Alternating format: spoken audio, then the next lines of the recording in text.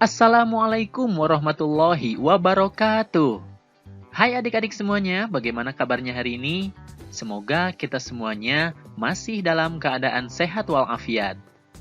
Sebelum memulai video pembelajarannya, marilah kita awali dengan membaca lafal basmalah bersama-sama. Bismillahirrahmanirrahim. Nah adik-adik, dalam video pembelajaran kali ini, kita akan membahas tentang kisah keteladanan Nabi Musa alaihi salam. Semoga dengan kalian menyimak video pembelajaran ini, kalian bisa memahami dan juga bisa menceritakan kembali kisah keteladanan Nabi Musa alaihi salam serta menunjukkan sikap-sikap terpuji yang ditunjukkan oleh Nabi Musa alaihi salam. Oke, sekarang kalian sudah siap? Mari kita simak kisah keteladanannya.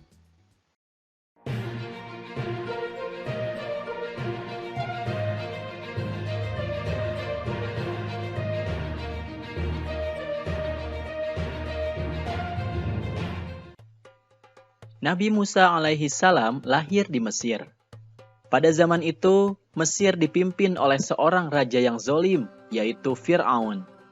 Fir'aun dikenal sebagai raja yang kejam, kerap berlaku tidak adil kepada rakyatnya. Ia juga mengaku bahwa dirinya adalah Tuhan yang harus disembah oleh rakyatnya. Fir'aun sangat mempercayai ramalan dari tukang sihir. Suatu hari, tukang sihir istana memberitahu ramalannya kepada Fir'aun.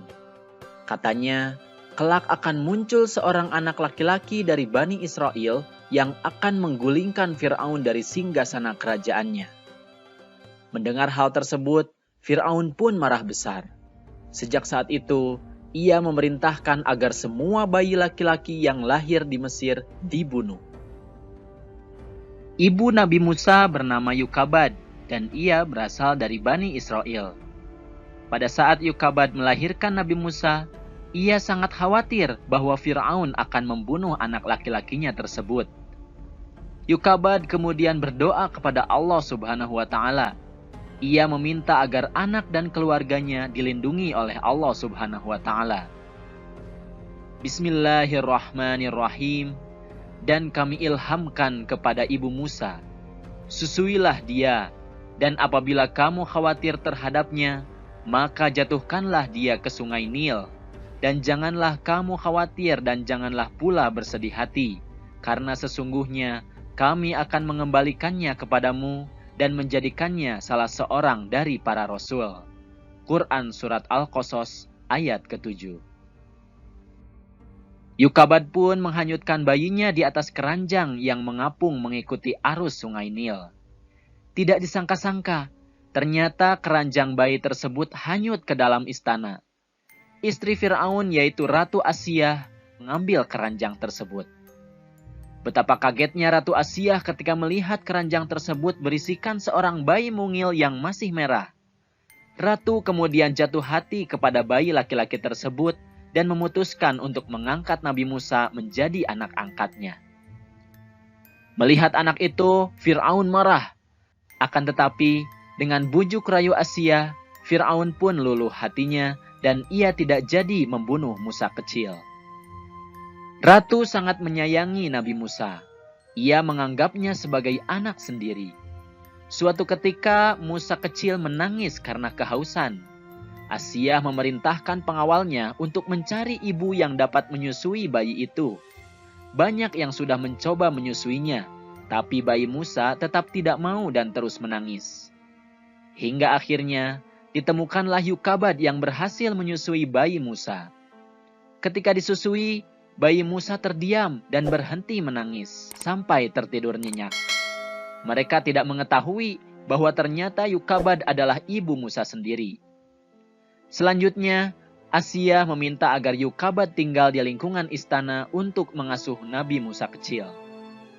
Yukabad pun bersedia dan dengan senang hati mengasuh anaknya sendiri di lingkungan istana Fir'aun.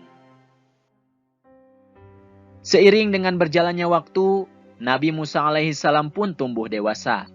Ia menjadi pria gagah berani dan berpengetahuan yang berakhlak terpuji. Ia melihat banyak ketidakadilan yang dilakukan oleh penguasa kepada Bani Israel. Hingga pada suatu hari, tanpa sengaja Nabi Musa memukul seorang bangsa Mesir hingga tewas demi membela seorang Bani Israel. Nabi Musa pun memohon maaf dan bertaubat kepada Allah. Mendengar kabar itu, Fir'aun marah besar dan meyakini bahwa Musa adalah anak yang diramalkannya dulu. Lalu Fir'aun memerintahkan pengawalnya untuk memburu dan membunuh Nabi Musa. Seorang laki-laki yang mengetahuinya bergegas datang kepada Nabi Musa. Laki-laki tersebut mengatakan bahwa pengawal Fir'aun sedang berunding tentang Nabi Musa untuk membunuhnya. Dia pun menasihati Nabi Musa untuk keluar dari kota ini. Nabi Musa pun mengikuti nasihat laki-laki tersebut dan meninggalkan kota dengan perasaan takut. Nabi Musa pun berdoa, Bismillahirrahmanirrahim. Ya Tuhanku, selamatkanlah aku dari orang-orang yang zalim itu.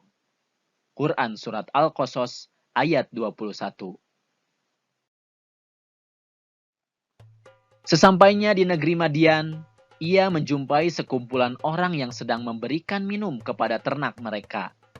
Di antara mereka, ada 2 orang gadis yang sedang menambatkan ternaknya. Nabi Musa menyapa, "Mengapa tidak ikut bersama mereka mengambil air?"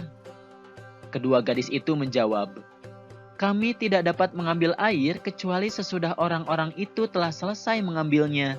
Dan karena kami juga tidak kuat berebut dan berdesak-desakan dengan orang banyak itu. Bapak kami sudah tua, karena itu pula tidak sanggup datang kemari untuk mengambil air." Seketika itu juga Nabi Musa menolong kedua gadis itu untuk memberikan minum kepada ternak mereka. Setelah menolong, Nabi Musa berteduh di bawah pohon seraya berdoa, "Ya Tuhanku, sesungguhnya aku membutuhkan kebaikan yang Engkau turunkan kepadaku." Kedua gadis itu menolong Nabi Musa alaihissalam dan membawa pulang ke rumahnya. Mereka menceritakan kepada ayah mereka bahwa telah ditolong seseorang yang berhati mulia. Ternyata ayah kedua wanita itu tak lain adalah Nabi Syuaib alaihissalam. Disinilah perjumpaan antara Nabi Syuaib alaihissalam dengan Nabi Musa alaihissalam.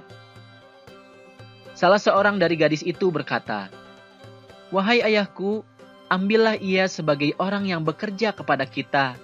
Kelihatannya ia orang yang kuat dan dapat dipercaya." Nabi Syuaib pun berkata bahwa dia bermaksud menikahkan salah satu dari putrinya setelah bekerja 8 tahun bersamanya. Nabi Musa pun tidak keberatan, dan pada akhirnya Nabi Syuaib alaihissalam menikahkan salah satu putrinya dengan Nabi Musa setelah waktu yang ditentukan. Nabi Musa alaihissalam diangkat menjadi rasul ketika pada suatu hari melihat api dari sebatang pohon. Pada saat itu, Allah Subhanahu wa Ta'ala memberikan 2 mukjizat, yaitu tongkat yang dapat dijadikan ular dan tangan Nabi Musa alaihissalam yang dapat mengeluarkan cahaya serta menjadi pelindung baginya dari ketakutan. Kedua mukjizat inilah yang dijadikan Nabi Musa alaihissalam untuk melawan Fir'aun bersama tukang sihirnya. Bersama dengan saudaranya yaitu Harun yang nantinya juga akan diangkat sebagai nabi, Nabi Musa alaihissalam pun memutuskan untuk menghadap Fir'aun dan memintanya menghentikan semua kekejamannya selama ini. Fir'aun sangat murka ketika Nabi Musa alaihissalam mengajaknya untuk bertaubat. Ia merasa bahwa dirinya adalah Tuhan dan tidak percaya kepada Allah Subhanahu wa Ta'ala. Nabi Musa alaihissalam pun menjelaskan bahwa Allah Subhanahu wa Ta'ala adalah Tuhan yang sebenar-benarnya. Tetapi Fir'aun tidak mau mendengarkan dan menyuruhnya untuk melawan tukang sihir istana untuk membuktikan bahwa Nabi Musa alaihissalam berbohong. Nabi Musa pun kemudian mengiyakan tantangan tersebut. Pertandingan tersebut diadakan beberapa hari kemudian di lapangan istana. Di hari perjumpaan itu, tukang sihir Fir'aun berkata, "Ya Musa, lemparkanlah tongkatmu lebih dahulu, atau kami yang akan memulai lebih dahulu." Nabi Musa alaihissalam pun berkata, "Kamulah yang lebih dahulu." Lalu, tukang sihir Fir'aun melemparkan tali-tali dan tongkat-tongkatnya yang kemudian berubah menjadi ular-ular. Pada saat itu, Allah Subhanahu wa Ta'ala berfirman, Bismillahirrahmanirrahim. Dan lemparkanlah apa yang ada di tangan kananmu. Niscaya ia akan menelan apa yang mereka perbuat. Sesungguhnya apa yang mereka perbuat itu adalah tipu daya tukang sihir belaka. Dan tidak akan menang tukang sihir itu dari mana saja ia datangnya. Quran Surat Toha ayat 69. Nabi Musa alaihissalam pun melemparkan tongkatnya. Seketika itu jadilah ular besar merayap sambil memakan ular-ular tukang sihir Fir'aun. Kejadian ini membuat sebagian tukang sihir Fir'aun mengaku kalah dan bersujud kepada Allah Subhanahu wa Ta'ala. Karena melihat tukang sihir tersebut telah beriman kepada Nabi Musa alaihissalam, demikian juga istrinya Siti Asiyah, maka Fir'aun bertambah marah dan ganas. Hari-hari kemudian, Fir'aun bertindak semakin kejam kepada Bani Israel. Bersama bala tentaranya, dia menyiksa orang-orang yang beriman. Melihat yang demikian, Allah pun menurunkan azab kepada masyarakat Mesir dan kerajaan Fir'aun. Di antaranya adalah hujan yang tidak henti-hentinya, wabah belalang, katak, dan air yang berubah menjadi darah. Fir'aun pun berjanji kepada Nabi Musa untuk menyembah Allah, asalkan Nabi Musa berdoa untuk menghentikan azab itu. Namun itu semua adalah tipu dayanya. Setelah Nabi Musa berdoa kepada Allah Subhanahu wa Ta'ala untuk menghentikan azab-azab itu, Fir'aun pun tetap tidak menyembah Allah dan malah semakin menyiksa Bani Israel yang menjadi pengikut Nabi Musa. Allah Subhanahu wa Ta'ala pun berfirman, Bismillahirrahmanirrahim. Dan kami wahyukan atau perintahkan kepada Musa, pergilah di malam hari dengan membawa hamba-hambaku atau Bani Israel, karena sesungguhnya kamu sekalian akan disusuli. Quran Surat Asy-Syu'ara ayat 52. Akhirnya, Nabi Musa alaihissalam dan orang-orang yang beriman mundur dan melarikan diri dari kota Mesir. Fir'aun dan tentaranya pun mengejar Nabi Musa alaihissalam dan pengikutnya sampai ke dekat Laut Merah. Nabi Musa alaihissalam dan pengikutnya kebingungan karena tidak ada jalan lagi. Pada saat itulah turun wahyu dari Allah Subhanahu wa Ta'ala. Bismillahirrahmanirrahim. Lalu kami wahyukan kepada Musa, pukullah lautan itu dengan tongkatmu. Maka terbelahlah lautan itu, dan tiap-tiap belahan adalah seperti gunung yang besar. Quran Surat Asy-Syu'ara ayat 63. Setelah memukulkan tongkatnya ke laut, tiba-tiba saja laut membelah menjadi dua bagian. Jalan yang panjang telah terbentang di hadapan mereka. Nabi Musa alaihissalam dan pengikutnya terus berlari mengikuti jalan panjang yang telah terbentang menuju seberang. Di kejauhan, terlihat Fir'aun dan bala tentaranya terus saja mengejar Nabi Musa alaihissalam. Akhirnya, Nabi Musa alaihissalam sampai di seberang dengan selamat, sementara Fir'aun dan tentaranya masih berada di pertengahan jalan. Di saat itulah, Allah Subhanahu wa Ta'ala mengembalikan Laut Merah seperti semula. Fir'aun dan tentaranya pun ditelan oleh air laut. Itulah alasan mengapa laut tersebut disebut Laut Merah. Demikianlah pembalasan dari Allah Subhanahu wa Ta'ala terhadap orang-orang yang durhaka. Nah adik-adik, itulah kisah keteladanan Nabi Musa alaihissalam. Lalu, apa saja hikmah atau keteladanan yang dapat kita ambil dari kisah tersebut? Yang pertama adalah kita harus gemar menolong orang yang sedang kesulitan. Dengan menolong orang yang kesulitan, maka Allah pun akan membantu kita ketika kita berada dalam kesulitan. Di antaranya adalah melalui orang-orang di sekitar kita. Yang kedua, kita harus berani jika melakukan sesuatu hal yang benar.